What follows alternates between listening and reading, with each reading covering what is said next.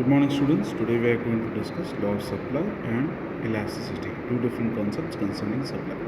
First, let's just take a look at the concept of supply and the law of supply. Supply is the quantity of a good which the producers or sellers are able and willing to offer for sale at a particular price during a certain period of time, which means it can be the quantity of a good which a producer is producing and supplying to the market, or which shopkeepers are willing to sell at a particular price at a period of time. So this is very important.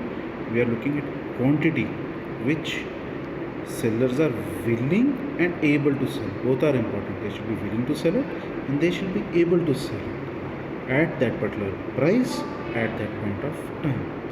So to put it in simple words, supply at a point of time is the quantity of a good which are offered for sale at a particular price. At different prices, quantity supplied will be different. Now there is a concept called reservation price among sellers, because sellers' willingness and the price in the market may be a bit different. So sellers have something called a reservation price at which they are willing to supply a specified quantity of a good. If the market price is greater than this reservation price, then the producer will supply the stock of his goods into the market.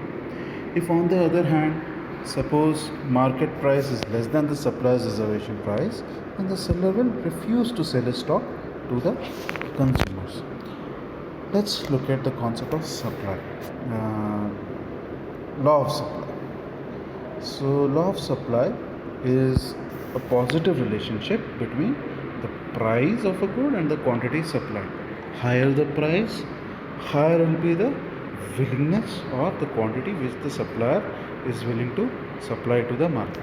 And just similarly, lower the price, lower will be the supply of goods to the market, because it will be closer to the reservation price, or if it maybe will be less than the reservation price in that case. Professor Lipsey explains in his words, the quantity of a commodity produced and offered for sale will increase as the price of that commodity rises and decrease as the price falls.